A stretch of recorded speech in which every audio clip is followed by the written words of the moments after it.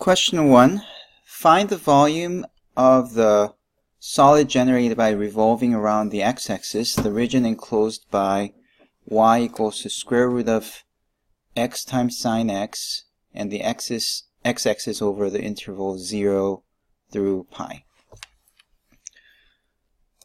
Now, when you rotate around the x-axis, the formula is volume equals to integral of the function squared times pi, because the value of the function becomes like radius. So this is really pi r squared dx, where you have to figure out put the intervals here.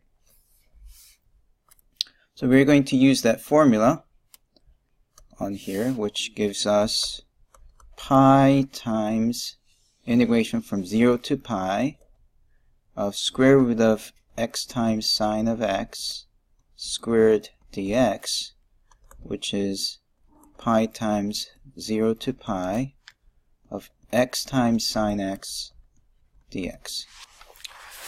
That means you need to integrate x sine x, and you remember that this requires the tabular integration, derivative and integration. And the Lie suggests that we have to differentiate the x. So put x here and put the sine x on the other one. X differentiates to 1, 1 differentiates to 0. Sine integrate, you have to integrate this column. So sine integrates to negative cosine of x. Negative cosine x integrates to negative sine of x. This starts from plus, and you alternate the signs. And now we are ready to multiply in this format, which is negative x cosine x. Multiply this way, that's positive sine x. And if you multiply this way, it's 0. The last line has to be integrated, which gives you c in this case. But since this is a definite integral, we don't need the c, we just need this much. Okay, so let's apply that result of the tabular integration, or you can also do integration by parts. Anyways, you will be using negative x cosine of x plus sine of x, and you plug in pi and 0. And when you plug in pi, this is what you get, and the minus, you have to plug in 0. Well, if you plug in 0, you get 0, because 0 times anything is 0. And then if you plug in 0 here, that's sine of 0. Sine of 0 is 0, so that's just going to give you 0. Now, cosine of pi, let's recall the graph of cosine. Here's 2 pi, here's 0, and then there's pi over 2 and 3 pi over 2. Cosine graph goes like that. So cosine of pi gives you negative 1. On the other hand, graph of sine is this. So at pi, you get 0. So sine of pi is equal to 0. So we use negative 1 for cosine of pi and 0 for sine of pi, so that's 0. Negative 1 times negative pi, that's positive pi. So you end up with pi times positive pi, which is pi squared. Next question.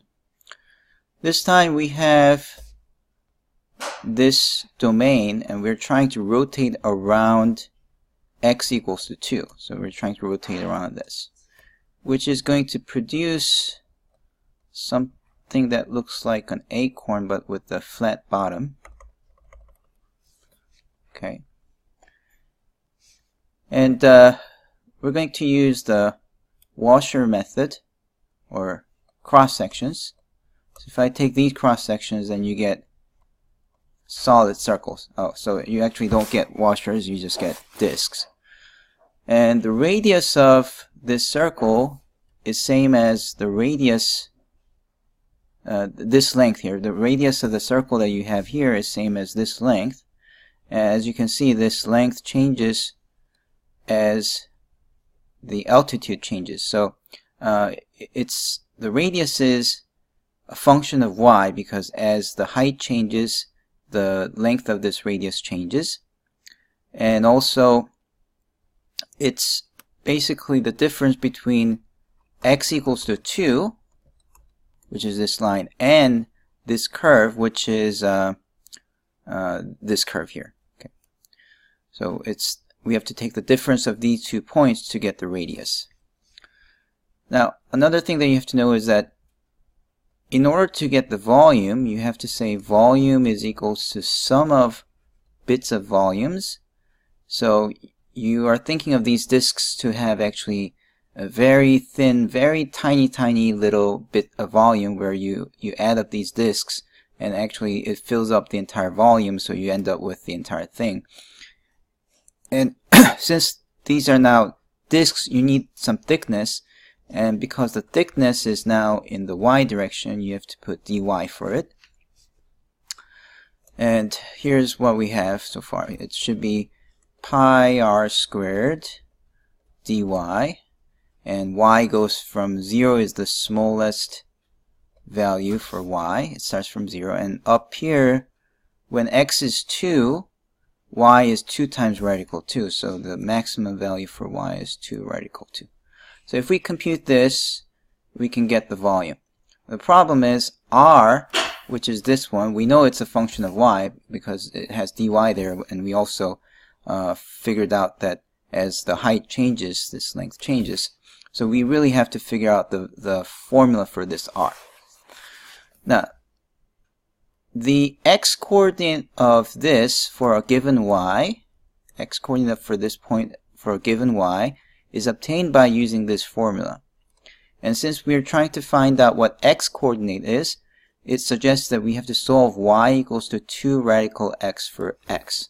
So let's solve y equals to 2 radical x for x, which gives you y over 2 equals to square root of x, square both sides, and you get x equals to y squared over 4.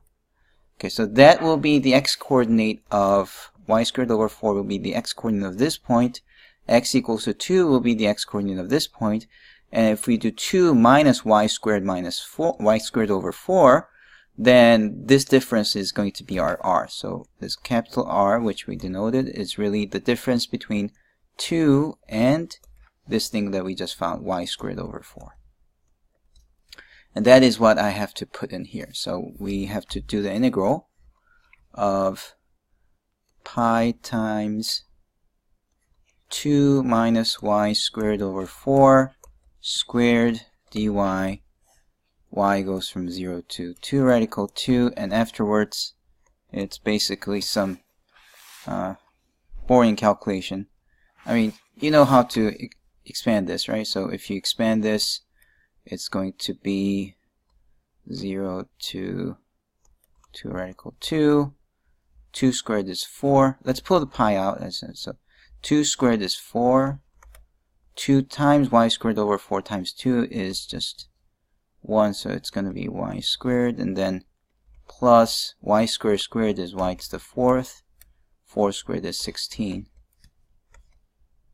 So that's why you have to integrate, where you have where I'm using the following formula: a minus b squared is a squared minus b, no, a squared plus b squared minus 2ab. So that's the formula that I'm using. If you don't know this, you can just FOIL. You can write down 2 minus y squared over 4 times 2 minus y squared over 4, and you get the same result, albeit it's going to be a little slower. Now we integrate. It'll be 4y minus, you need to use the power rule, so you add 1 to the 2, put the reciprocal. You add 1 to the 4, which gives you 5, and put the reciprocal. It will be 1/5. But 1/5 times 1 over 16 gives you 80. And then you have to plug in 2 radical 2 and 0. And then we will have to calculate the value you're going to get will be 32 radical 2 over 5 pi. Okay, and since it's not very enlightening, it's some boring calculation, I'll leave up to you to check that this is indeed true. Okay, now let's move on to the next question, which says this time it's the same region, but instead of rotating around x equals to 2, now we're trying to rotate this around y equals to -1. So this thing is being rotated around this so that the resulting object will be something like this. It'll be like that, where in the middle there's a hole. Okay, let's try to work with cross sections again using the washer method. And if you cut it that way, you're going to get these washers which should be thickened in the direction of x. So dx will be the thickness in the x direction. And if you view it from the side, you're going to basically see two concentric circles where we're going to put small r for the radius of the small circle and big R for the radius of the big circle. And because this area is pi times capital R squared minus R squared, and we've thickened it by dx, this will be the volume, this will be the dV, the small volume made up by this very thin disk will be pi R squared minus R squared dx, and therefore the volume is the integral of these, the sum of these dV's, so that's why we have to calculate. And because the x value goes from 0 to 2, see we have dx there, so x goes from 0 to 2, pi r squared minus r squared. See, I put this dv in here, and then because I have dx, I better be putting the values for 0 and 2. The minimum value of x is 0, maximum value of x is 2, so that's what I put here. Now, it remains for us to figure out what capital R is and what small r is. I think the small r is easier to figure out because small r, if you look at it, this is, see, this length here is like this radius here, which it corresponds to some radius here, but this distance is always 1, so small r is always 1. On the other hand, the big R is the difference between a point on the graph and this -1. So you need to know the y-coordinate of this point for a given x. So at a given x, you need to know the y-coordinate, but that's given here, right? Because that's the equation of this curve. So we know that the y-coordinate of this is 2 radical x, and this is x equals to y equals to -1. So y equals to 2 radical x, and this one down here is y equals to -1. And therefore, we're trying to subtract the 2 to find the big radius. The big radius is 2 radical x minus -1. We subtract the two values, and we get 2 radical x plus 1. Now we plug that in there and we calculate. So we calculate 0 to 2 pi of 2 radical x plus 1 squared minus 1 squared dx. And afterwards, it's again very trivial calculation. You should be getting, let's see, pull the pi out, and then 2 radical x squared is 4x, and then twice of the product. When you FOIL this out, you get the twice of the product. So twice of this times that gives you 4 times radical x. And then 1 squared is 1, but then you have to subtract the 1. So these two are going to cancel. So these two are going to cancel each other, which means they both have 4. So let's pull the 4 pi out. And this is x to the first power plus x to the 1/2 power. 4 is gone because I factored them out. What's left is x to the first power and x to the 1/2 power. And individually, these can be integrated by using the power rule. Okay, and then after integrating, you plug in the endpoints, you subtract. at the end of the day, you're going to get the following answer, which is 8 plus 16 radical 2 over 3 pi.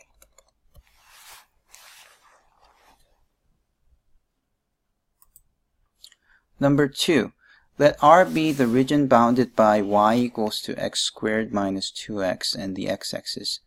Find the volume of the object whose bases are and whose cross-section is perpendicular to the x-axis is always a square. So let's see. First, we need to draw the graph of y equals to x squared minus 2x. And this one, it's x times x minus 2. So we know that it has the x-intercept at x-intercept at 0 and then 2. These are the x-intercepts, and because it has positive x squared, we know it's a parabola opening upward, so the graph of y equals to x squared minus 2x is this. Okay? If you plug in 0 to this function, you get 0. If you plug in 2 to this function, you get 0, so we do know that that's the x-intercept. Okay, now, where is the region bounded by this curve and the x-axis? Well, x-axis is this, so the bounded region must be here. Okay. Let me draw it larger so we know what's going on. So here is what we have. 0 to 2, this is the bounded region. Now, it happens that if I take cross-sections perpendicular to the x-axis, and it's really a three-dimensional object, so you should really think of it as x, y, and then the z-axis is like coming towards to you. So there's an extra axis, z-axis, which is going towards to you, and there is this three-dimensional object above this region where if you cut it this way, all the cross-sections look like squares. Okay. Now if I try to draw this, let me see if I can draw this. It's not so easy. So it'll be something like this will be the base, and over it you have like squares, and over here there'll be smaller squares because the base is small. So if you connect them, you're probably going to get something like that. And there will be another something like here. So it will be an object with actually 1, 2, 3, 4 sides, where the bottom and this side and the bottom, these will be flat. Okay, so that's the three-dimensional object. I tried my best, but well, actually you don't really need to draw this. You can just say volume is the sum of small bits of volumes, where those small slices of volumes are really cross sections that are thickened.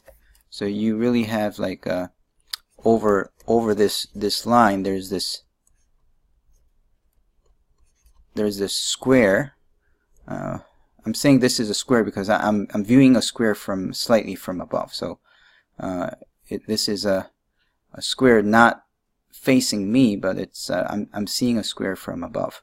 Now this square is going to be thickened in the x direction. So here's dx, so that the volume is equal to the area times dx. That's going to be our dv. But what's the area of a square? Area of a square is base length squared, right? So the formula that we're going to write is, it's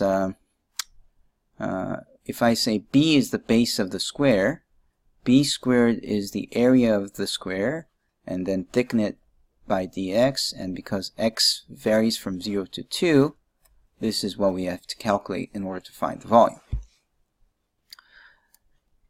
That means we still have to figure out what b is. B has to be a function of x, or else we don't know how to integrate this. So let's try to figure out the base.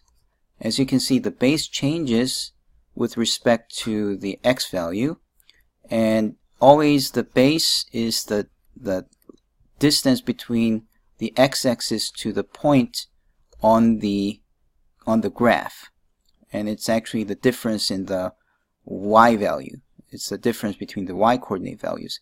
Well, over here in the x-axis, y value is always 0, and over here in this graph, y equal to x squared minus 2x, y value is x squared minus 2x. So if we just take the difference between these two, you're going to get the b.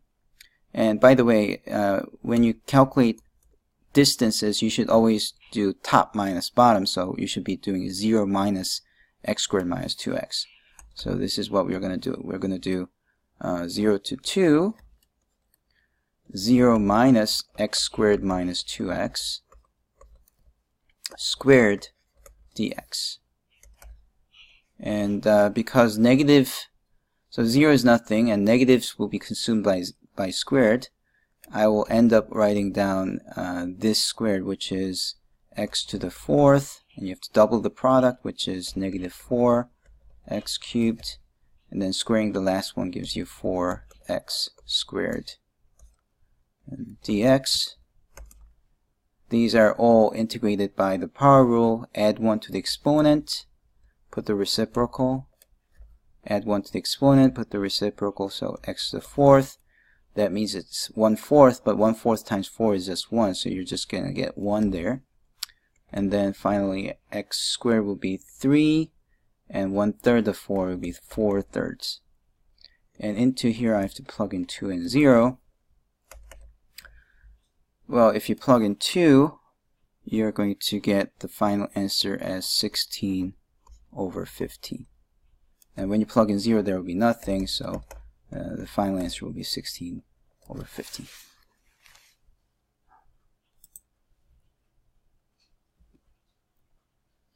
Question 3. Let R be the region enclosed by the graph of x equals to y squared minus 2 and y equal to x. Okay, how do you draw the graph of x equals to y squared minus 2?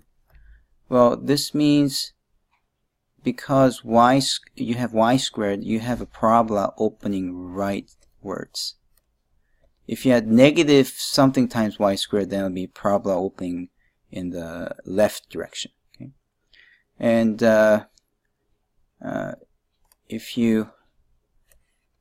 it's like this. If you have y equals to x squared minus 2, that's an easy graph to draw. It's like here, right?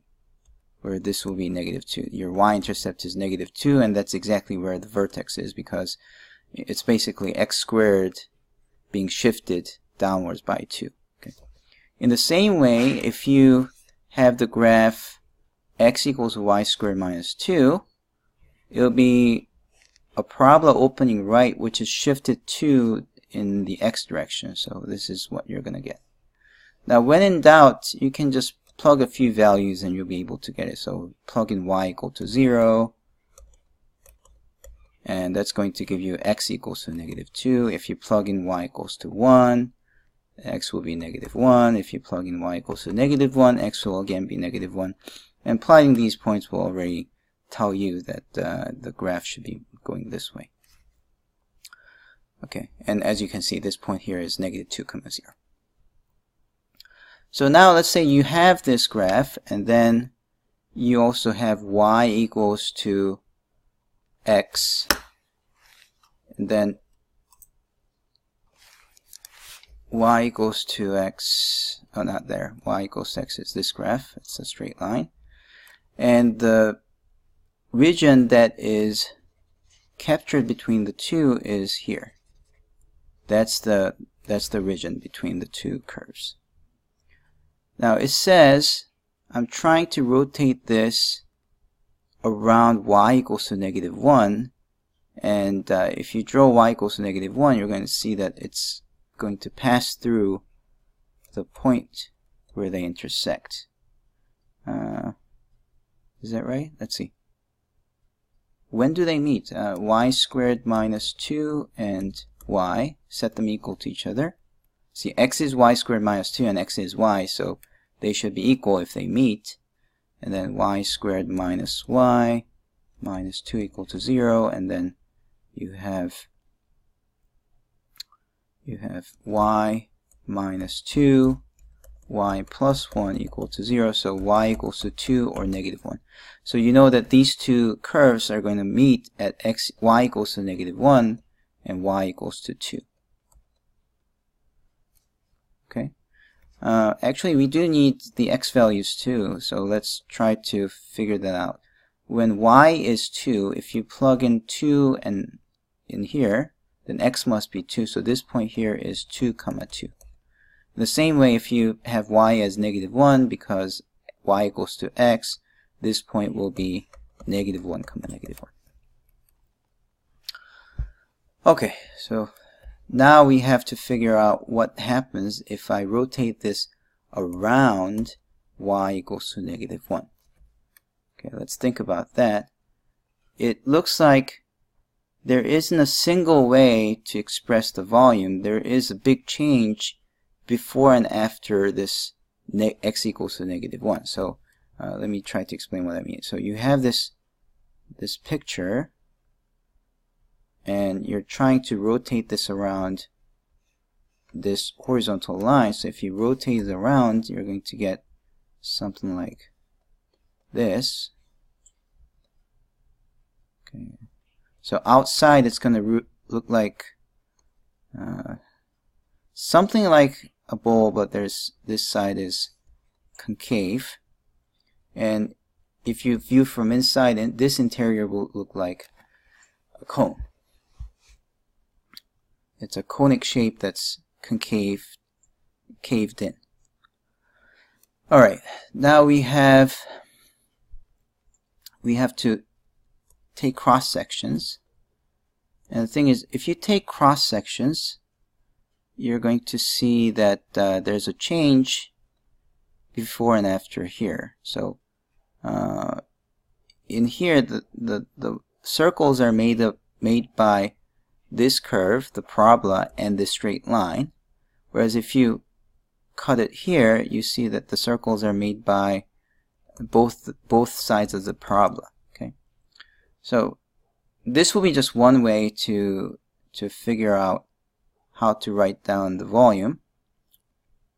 You actually need to write it as two integrals if you're using the vertical cross sections. And I have some weird formula in the answer sheet if you're looking at the answer sheet. But I think it's much better if you just use the cylindrical method to find out the volume, because when you do cylindrical, see, rather than taking cross sections, if you do cylindrical, cylindricals look like the following cylinder, where you have to thicken this cylinder in the y direction. So you thicken this in the y direction. And if you recall, cylindrical works like this. You have the area of a side area of a cylinder, which is 2 pi r. 2 pi r is the circumference of a circle. And then height is the height of the cylinder. And you thicken it. This time we're thickening it by the y direction. And then we add them up. So the volume is sum of these things. That's how you do cylindrical. And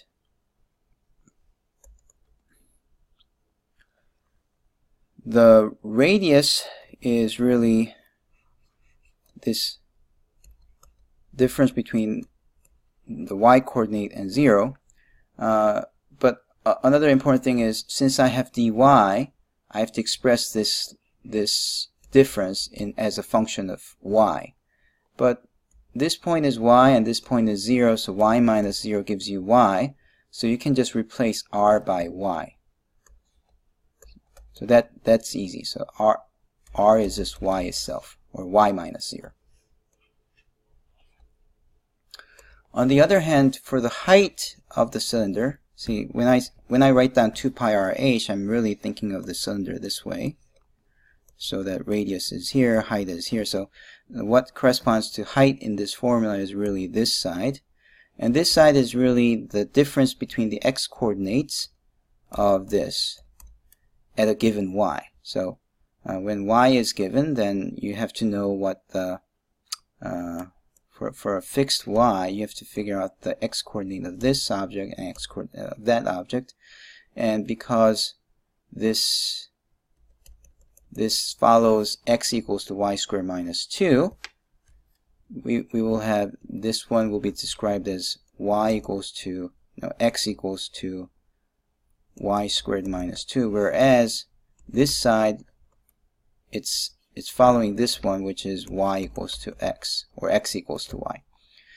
And therefore, because we know that the height is the difference between the x coordinate, and x equal to y is on the right side, so we put x equal to y and x equal to y squared minus 2. Difference of these two to be the height. And that's it, we are almost there. The minimum value of y is -1. Maximum value of y is 2. It starts from -1 to 2. So we have the volume expressed as the following integral, which is from -1 until +2 pi y, and then h is y minus y squared plus 2, and you have to integrate by y. Okay, it says do not evaluate the integral, so this should be the answer. Find the limit. Now some of these you can use the L'Hopital's, but remember you can only use L'Hopital's if it's a single fraction of the form 0 over 0 or infinity over infinity. So let's try to tackle the first question. Limit x going to infinity of x times e to the x over e to the x plus 1. Now when you plug in infinity, what is e to the infinity? That's infinity, right? So this is going to be infinity plus 1. That's still going to be infinity at the bottom. And because e to the infinity is infinity and x is infinity and infinity times infinity is infinity, you do see that this is the form of infinity over infinity. In that case, the L'Hopital's theorem says you can separately differentiate the top and bottom. Remember, we're not using the quotient rule here. We're not differentiating the entire thing. We're only differentiating the top and the bottom separately. That's the statement of the L'Hopital's rule. So we differentiate the top, differentiate the bottom, and if we do that, we get to use the product rule for the first one, which is x prime e to the x plus x times e to the x prime for the top. For the bottom, e to the x prime is e to the x, and 1 prime is 0, so this is what you get. And then you have x prime is 1, so you're just going to get e to the x, and then e to the x prime is e to the x, so this is what you get. Limit x going to infinity, and now if you divide e to the x by e to the x and this e to the x by e to the x, you get 1 plus x. So this single fraction simplifies to 1 plus x as x goes to infinity. In that case, it goes to infinity. Let's move on to the next question. In question B, you have limit x going to 0 of 1 over x minus 1 over e to the x minus 1. Now, you may not use the L'Hopital's rule in here because, for example, this is 1 over 0. If x goes to 0, you get 1 over 0. The only time you can use L'Hopital's is if you have 0 over 0 or infinity over infinity. And same thing for this. If you plug in 0 here, e to the 0 is 1, 1 minus 1 is 0. So you have both of these going to 1 over 0, which is not good. But on the other hand, if you think about what the value of this might be, you have 1 over 0, that's going to, like, if it's 1 over 0 plus, that will be infinity. And same thing will happen here too. So it's like infinity minus infinity. That's an indeterminate. You can't really say infinity minus infinity is 0. It could be anything. It could be 0 or infinity or negative infinity or some number in between. We have no idea. It's one of these indeterminates. So I'm trying to say that this is in the form of infinity minus infinity, at least when x is sent to 0 plus. Now if x is sent to 0 minus, same thing happens. That in that case it'll be, both will go to negative infinity, so we're looking at negative infinity minus negative infinity. So whether x is sent to 0 plus or 0 minus, they both give you this indeterminate. That means there is no simple way to just deduce the convergence of this limit. So what do we do? Well, the idea is to combine this into a single fraction. Then suddenly we'll be able to use the L'Hopital's rule. To make this into common one single fraction, if I want this to be one single fraction, I need to make the two fractions to have a common denominator. So what I'm going to do is I'm going to multiply e to the x minus 1 to top and bottom of the first fraction, whereas for the second fraction I'm going to multiply x top and bottom. The result is that now we have the same denominator, which means I have limit x going to 0 of e to the x minus 1 minus x over x times e to the x minus 1. Common denominator is only written once. You don't write common denominator twice, and then you also have to combine the top. Okay, now let's see. E to the x increases much faster than x, so this will overpower x. So when x is sent to 0, oh no, that's not needed. We're sending x to 0. So if you send x to 0, this is going to be 0, because e to the 0 is 1, 1 minus 1 is 0, and this is 0. Again, if you plug in 0 in the denominator, because it's 0 times something, it will be 0 in the denominator too. So that means this is a form of 0 over 0, and that's a good thing because that means I can apply the L'Hopital. So let's apply the L'Hopital's. Differentiate the top. Derivative of e to the x is e to the x. Derivative of negative 1, because that's a constant, it's going to be 0. And derivative of x will be 1. Bottom's a little more tricky. You have to use the product rule because it's a product. So x prime times e to the x minus 1 plus x times e to the x minus 1. I repeat, you're not using the quotient rule here. You're just differentiating the top and bottom separately. Please don't use the quotient rule.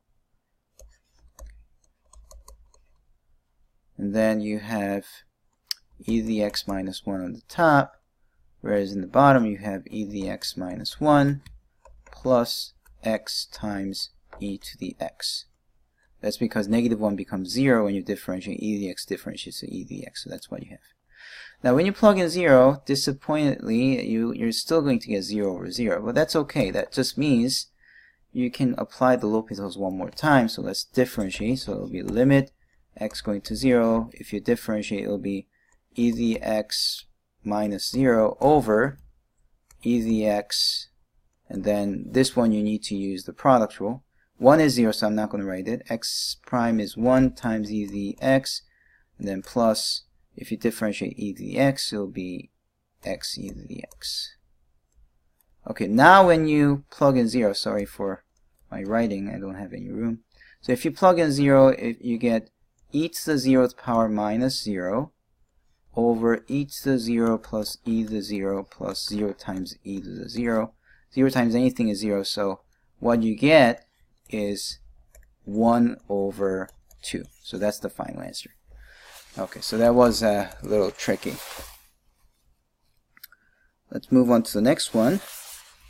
In part C, you have a limit where it's an exponential form. It's something to some power. In that case, the key formula to use is the following, that any number is e to the ln of that number. This is true because e and ln cancels and a is now equal to a. So that's always true for any positive number a. Now let's try to apply it to 1 minus sine x 1 over x. So think of this as a, which means it's going to be e to the ln of 1 minus sine x to the 1 over x. Now the reason we want to do it is because by making this jump over the log and then realizing that 1 over x times ln means ln of 1 minus sine x divided by x, that effectively turns an exponential form into a fractional form. So that means we can use the L'Hopital's. So let's try this. Limit x going to 0 plus of 1 minus sine x to the 1 over x power is equal to limit x going to 0 plus of e to the ln of 1 minus sine x over x. We just show that this is same as this. And because e is fixed, we just need to know what the limit of this is. And when you plug in 0, you get ln of 1 over 0. And guess what ln of 1 is? ln of 1 is equal to 0. ln of 1 is ln of e to the 0th power, and ln e cancels to get 0. So ln of 1 is 0. That means this here is 0 over 0 type. Wonderful. That means I can use the L'Hopital's.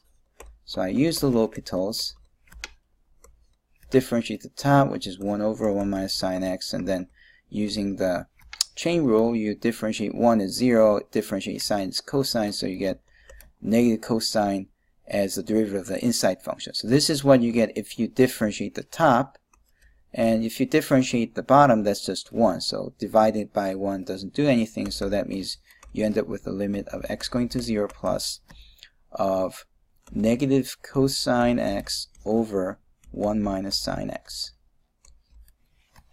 Okay. Now when you plug in 0, cosine 0 is 1, and when you plug in 0 here, sine of 0 is 0, so that gives you e to the negative 1 over 1 minus 0, which is e to the negative 1, which is 1 over e. So that's the limit. Question D, same idea, use a equals to e to the ln of a, so that this limit here is limit x going to 0 plus of e to the ln of 1 minus cosine of x to the x power, where this exponent jumps over the log. Okay. That makes e to the x times ln of 1 minus cosine of x, and in this case you have a multiplication rather than a fraction. So that's not good because we need a fraction in order to use L'Hopital's. So in order to use L'Hopital's, we make this into a fraction. So it's ln of 1 minus cosine of x by using the following property. Multiplication by x is same as division by 1 over x. So we kind of force it to be a fraction, and if you do this, you're going to see that you get ln of 0 as x goes to 0. Cosine of 0 is 1, and 1 minus 1 is 0, so this thing becomes ln of 0. ln of 0, if you look at the graph of y equals to ln of x, this is a graph of y equals to ln of x, and you can see that as x goes to 0, the value of the log becomes negative infinity. So the top goes to negative infinity, the bottom goes to, well, 1 divided by 0 plus, that's positive infinity. So overall, this is an infinity over infinity type. Don't worry about this negative. You can still use the L'Hopital's in this case too. So we're going to use the L'Hopital's. Let's see what happens if we use the L'Hopital's. Differentiating the numerator using the chain rule gives you 1 over 1 minus cosine x, and the derivative of this is sine x. And then the derivative of 1 over x is negative 1 over x squared. Now using the keep change flip, this will come up as x squared, which gives us that it's limit x going to 0 plus of e to the negative x squared sine x over 1 minus cosine of x. Okay, when you plug in 0, this time you're going to see that this is 0 over 0 type. That means I can apply the quotient rule. The L'Hopital's. It's not quotient rule. I should never say that. It's not quotient rule. I should use the L'Hopital's to calculate. If I differentiate the top, it's 2x sine x plus x squared cosine x. Just because we're using the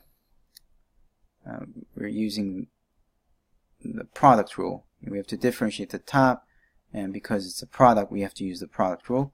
And down here, when you differentiate, 1 becomes 0. Differentiating negative cosine gives you positive sine.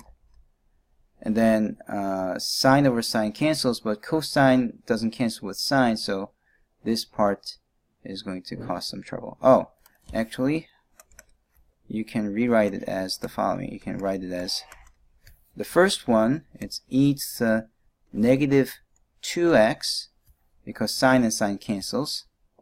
Okay. And then this one, the second one, you can write it as x over sine x times cosine x. And the reason I write it like this is because I know that when x is taken to be 0, x and sine x are almost same, so x over sine x goes to 1. So you get 0 here, 1 here, 0 here. Cosine 0 is 1, so it's 2 times 0 plus 0 times 1 times 0. No, 1 times 0 times 1. So you get 0 here and 0 there. So at the end of the day, you get e to the 0th power, which is 1.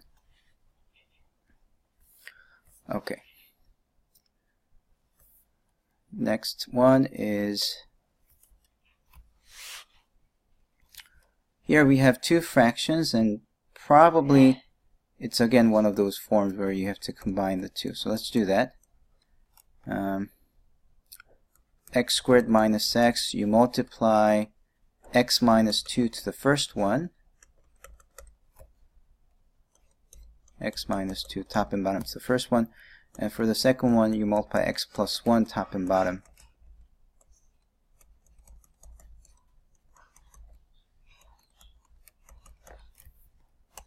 Okay, if you FOIL this out, you're going to get x cubed. Let's see, negative x squared, negative 2x squared, negative 3x squared. And then it would be plus 2x.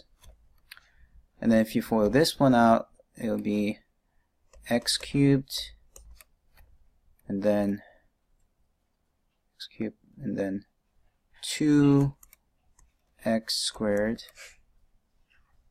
and you don't have any x, then you're going to get negative 1. Okay, I did the FOILing quickly in my head, but you'll be able to get the same answer. Just do x times x squared, x times x times negative 1, 1 times x squared, 1 times x, 1 times negative 1, and if you have the patience, you're going to get the same answer. X cubed cancels, and this gives you negative 5x squared, and then plus 2x, and then plus 1 as the top, and the bottom, if you expand this, you don't have to, but let's just expand it, because we're going to use the L'Hopital's, and it's easier to differentiate if it's expanded. So this is what we get, limit x going to infinity. Now at this point you can use the L'Hopital's because it's a negative infinity or infinity type. But at this point you kind of know the answer. It should be just the ratio of the most dominant terms. X squared is more dominant than the other ones, so you take the ratio of these two, which gives you negative 5. So it's up to you. If you want to use L'Hopital's, then you'll have to differentiate top and bottom twice, and you're going to get the same answer. Okay, f. This, if you plug in infinity, it's going to be infinity over infinity type, because log of infinity is infinity. Log of infinity is infinity. Because of this, it's infinity over infinity, which means you can differentiate top and bottom. If you differentiate the top, you need the quotient rule, which says differentiate it as differentiate the log function, which produces 1 over x squared, but then the derivative of the inside function, which is 2x, will be multiplied here. If you differentiate the bottom, it's 2x.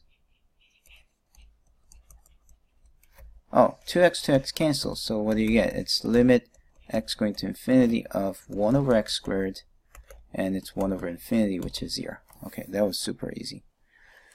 Okay. Actually, let's try this one to g. This time, you have limit x going to 0 plus of ln of x squared over x squared. Well, if you plug in 0, what is ln of 0 plus? Well, the graph of log is like that, so as you go closer and closer to 0, it goes down and down and down. So this is negative infinity.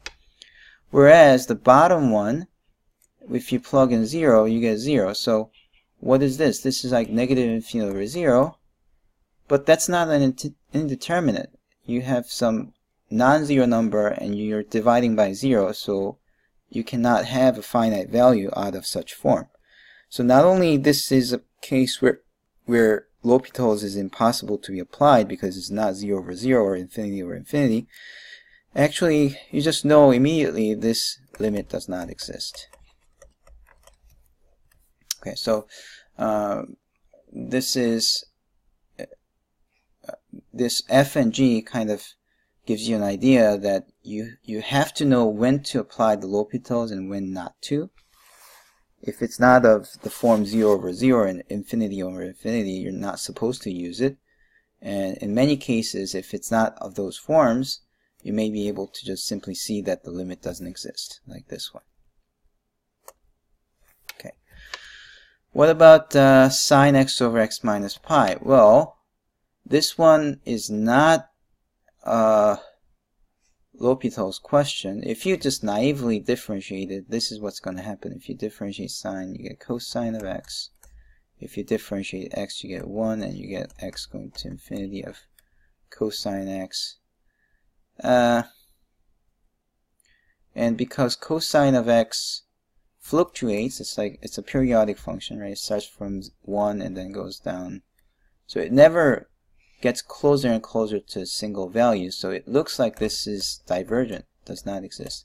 So this is true. If you take the limit of cosine of x as x goes to infinity, because it just fluctuates, it never goes closer and closer to a single value. It just varies between negative 1 and 1. The limit simply doesn't exist. However, in this case, it's a different thing. See, sine of x is always between negative 1 and 1. It could reach it. It could be negative 1 and 1. So if you divide by x minus pi, assuming that x is a very big number, so we don't have to worry about when x minus pi is negative, then we have that this value is between these two. But what is 1 over x minus pi as limit x goes to infinity? This is infinity minus pi, but infinity minus a finite number is infinity, so you're going to get 1 over infinity, which is 0. In the same way, if you send x to infinity, this will be 0. So the sandwich theorem says that whatever limit that's right in between, if both sides go to 0, then the middle one has no choice but to be equal to 0. So the actual limit of this is 0. But it's very clear, just even if you think about this intuitively. You have x, say something like 1 billion. What's sine of 1 billion? Sine of 1 billion is still some number between 1 and negative 1, and you're dividing by 1 billion, so the result will be like 0.00000000001. Less than that even. Okay, so we see that because x grows without bound and sine x is always bounded by negative 1 and 1, this limit has to be 0. So you don't have to be technical, and you don't have to be proving it this way. You can just simply see that, oh, this is unbounded, this is bounded, therefore it should be 0. Okay, so do not use the L'Hopital's here. This is not the same.